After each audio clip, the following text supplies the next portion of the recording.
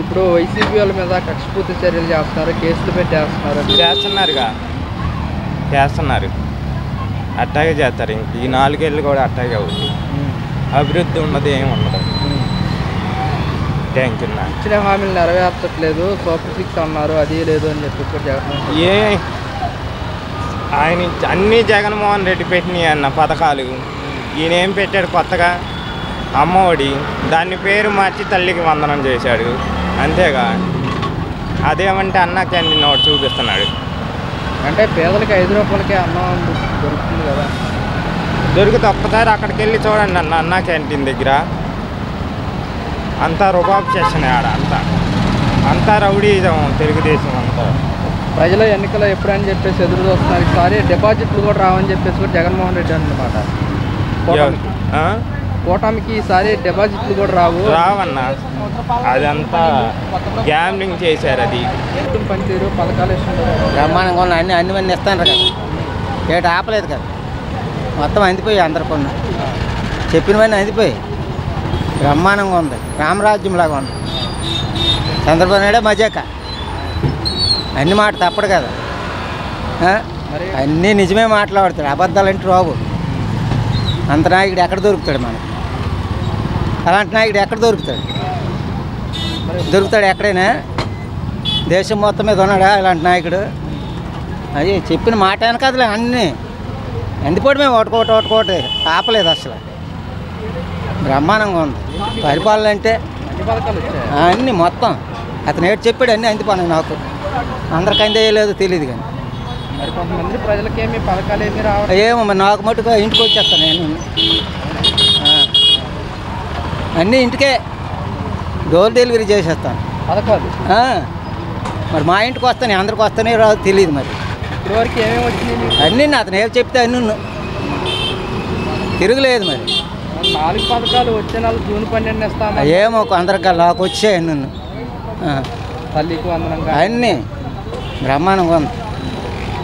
అదిరిపోతుంది పరిపాలన అంటే. అలాంటి బ్రహ్మాండంగా ఉంది. అందరూ తినడానికి బాగా వెళ్ళారు. కొందరు వచ్చేస్తాను ఆలకించుకుంటాను, ఆ మాటలు ఆలకించి. ఇంకేటి చెప్తాను. ఏం నిజమేనా పథకాలు రాలేదని జనం అంటుంది? పథకాలు వచ్చాయి అన్నీ నాకు వచ్చాయి మా ఇంటికి, వాళ్ళకి రాలేదు. వచ్చారా అంటున్నాడు. మాకు వచ్చాయి. ఇది తీసేవాడ మాకు పల్లెటూరు. చెత్త నేను ఎత్తి మీద పెట్టుకోనమండి. ఏడు చేస్తాం చెత్త నేను ఎత్తి మీద పెట్టుకోను. ఇప్పుడు అంత వేగం తీయలేం కదా, మళ్ళీ 5 ఏళ్ళు అయితే కానీ తీయలేం. మరి ఏడు చేస్తాం. ఓకే, జగన్మోహన్ రెడ్డి గారు కడపలో మహానాడు జరుగుతుంది. దీనికి ప్రజాప్రతినిధులతో భేటీ అయ్యి కడపలో పెట్టడం సత్తా కాదు, ఇచ్చిన హామీలు నెరవేర్చితేనే అది నిజమైన సత్తా అంటూ కూడా వ్యాఖ్యలు చేస్తారు. అలా చూస్తారు. తప్పులేదు కదా, తప్పులేదు. అన్ని దొంగ హామీలు ఇచ్చి 3 పార్టీలు సత్తా ఉంటే మహానాడులో నేను ఒక్కడనే పోటీ చేస్తాను, ఎవరితో పొత్తు లేకుండా చెప్పమని చంద్రబాబు నాయుడిని. నేను ఒక్కడనే పోటీ చేస్తాను అని చెప్పమని మహానాడులో ప్రకటించమని. పొత్తు లేకుండా ఎప్పుడైనా గెలిచాడా? వాళ్ళు మాకు పొడిచి పక్కకు తోసి టమాటా పళ్ళతో గుడ్లతో కొడిచి ఆ పార్టీని లాక్కొని పార్టీ పెట్టిన మహానుభావుడు. పార్టీ లేకుండా కోర్టులకి ఎక్కడ న్యాయం ఉంది? సైకిల్ గుర్తుకు అతను ఇవ్వకుండా శివం గుర్తుకెళ్ళాడు. వీడు సైకిల్ గుర్తు ఈడోడు అనకూడదు. మళ్ళీ బొక్కల కాడ దోసేస్తాను, ఫోటో కట్టి వచ్చి మా ఇంటికి తీసి తెప్పించి. కాదులే కానీ ఇప్పుడు జగన్మోహన్ రెడ్డి ఏమంటున్నాడంటే, ఎప్పుడు ఎన్నికలు జరిగినా సరే ప్రజలు కోట ప్రభుత్వానికి డిపాజిట్లు రానికుండా చేస్తారు. చేయకపోతే మన కర్మ మనం అనిపించడం ఇలాగే. అలా చేయకపోతే అలా ఒక్కరు ఎలాగో గెలలేదు, ఎప్పుడు గెలలేదు. ఒక్కడే చంద్రబాబు నాయుడు ఎప్పుడైనా ఆడ ఇండివిజువల్ పోటీ చేసి గెలిచాడేంటి? మొన్న వచ్చి 23 సీట్లు వచ్చాయి. ఒక్కడ పోటీ చేయకుండా అందరూ కూటమే ఎప్పుడు గెలిచాడు. ఇండివిజువల్ గెలమని మగోడైతే. జగన్మోహన్ రెడ్డి ఇప్పుడు ఏమంటారంటే, మేము కరోనా కష్టకాలంలో కూడా అన్ని పథకాలు ఇచ్చాము, అంతే కదా. నేను బటన్ నొక్కాను, చంద్రబాబు నాయుడు గారు ఎందుకు బటన్ నొక్కలేకపోతున్నారని చెప్పి. తప్పులేదు కదా. 2 రోజులు ఎవరైనా చచ్చిపోతాం, 2 సంవత్సరాలు ఎవరి ఇంట్లో వాళ్ళే. మా అమ్మని మా నాన్నని కూడా దూరం నుంచి చూశాను. ఇలా బాక్స్ పెట్టుకొని ఇంట్లో నుండి వెళ్ళిపోయాడు భయానికి. మా నాన్నకు వచ్చింది కరోనా. ఆ 2 సంవత్సరాలు పరిపాలన లేదు, లాభాలు లేవు గవర్నమెంట్కి. ఎవరి ఇంట్లో ఉన్నాం, బతికే సత్యమో బతికాం. ఈ చంద్రబాబు నాయుడు గుర్తే రాష్ట్రంలో సగం మంది చచ్చిపోతాంలే. మళ్ళీ ఇప్పుడు కరోనా మొదలైంది కదా. మొదలైన వాళ్ళకేటి అవ్వదు, వాళ్ళకి రాదు. చంద్రబాబు నాయుడు కరోనా రాదు కదా అన్నాడు కదా, జగన్ వల్లే వచ్చింది.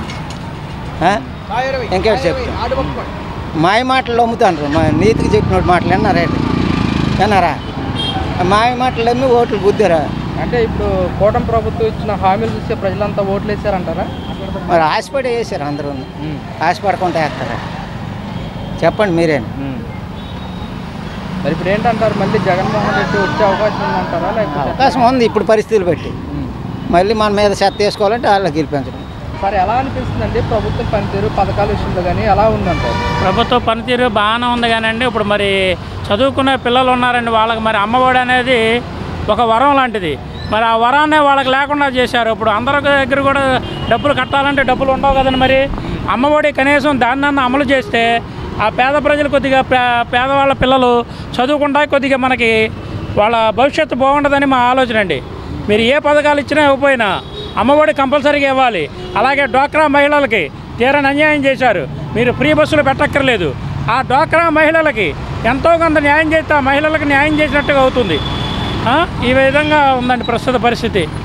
మీరు ఏమీ ఇవ్వక్కర్లా, అమ్మఒడి ఈ పిల్లలకి ఇవ్వాలి, కంపల్సరీ ఇవ్వాలండి. జూన్ 12న 4 పథకాలు ఇస్తామంటుంది కూటమి ప్రభుత్వం. అది పెట్టేదాకా మనం చెప్పలేమండి.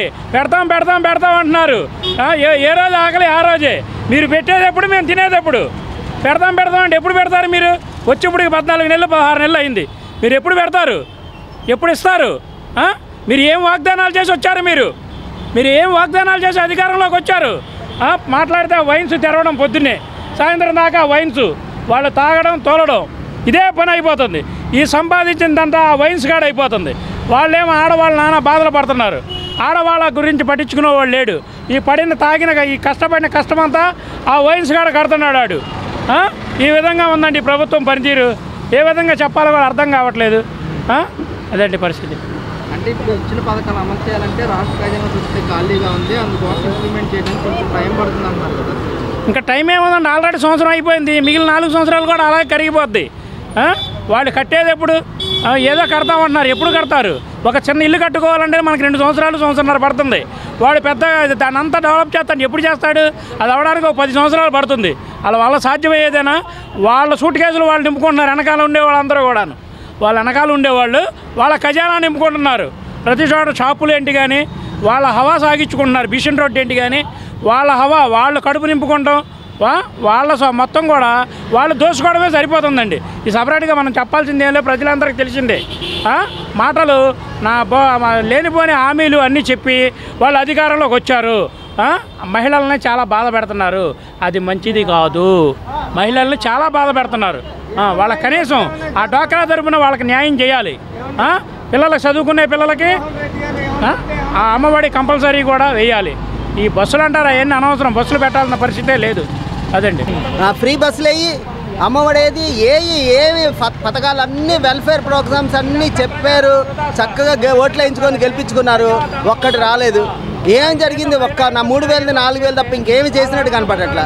ఎక్కడ వస్తున్నాయి? జూన్ 12న అన్ని పథకాలు ఇస్తామని చెప్తున్నారు. ఎప్పుడు 3/12?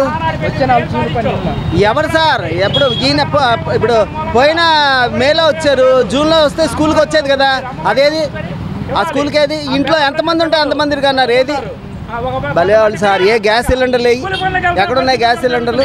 ఆడపిల్లలకి 1,500 రూపాయలు, ఆడపిల్లలకి 18 ఏళ్ళు దాటిన ఆడపిల్లలందరికీ 1,500 అన్నాడు. ఎక్కడ 1,500?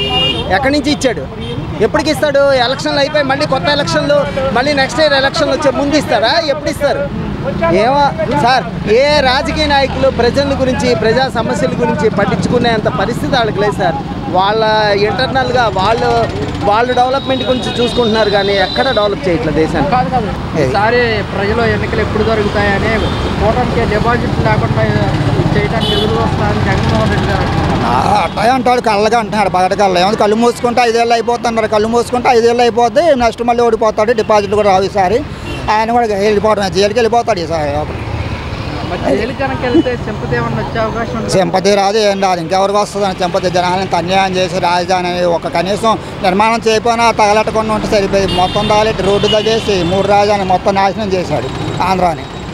ఇప్పుడు ఎవరికైనా ఒక జిల్లా, మా జిల్లా బాగుండాలి, మా ఊరు బాగుండాలి, మా రాష్ట్రం బాగుండాలి, మా దేశం బాగుండాలి, మా రాష్ట్రం బాగుండాలని అన్యాయం చేస్తే ఎవడేస్తాడు ఓటు? మళ్ళీ ఫస్ట్ ఆ రోజు ఏదో సెంటిమెంట్లుగా పాదయాత్ర చేశాడు, జనాలు నమ్మారు, ఓట్లు వేశారు, చూద్దాంలో కుర్రాడు కదా అని చెప్పి తండ్రి మీద గౌరవంతో వేశాడు.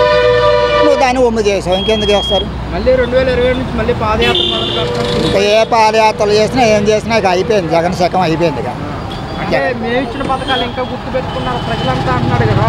అదేదో కొంతమంది రెడ్లును ఆ ఎస్సీలో కొంతమంది అంతే, వాళ్ళు కూడా ఇప్పుడు తెలుస్తుంది. ఈ 4 ఏళ్ళ పరిపాలన చూసినాక ఇంకా వాళ్ళు కూడా నమ్మరు. ఇక జగన్ నమ్మరండి ఎవడైనా, ఇంటలెక్చువల్ ఎవడో నమ్మడు. ఎవడైనా బుద్ధిగా వాళ్ళు రెడ్డి అని కుల అభిమానం ఉన్న వాళ్ళు ఎవడో ఎస్టీ కొంతమంది ఉంటే నమ్మాలి తప్పితే మా వాళ్ళు మేజర్ వాళ్ళు ఎవడో నమ్మట్లేదు. ఉద్యోగస్తులకి అన్యాయం చేశాడు, డిఏలు వల్ల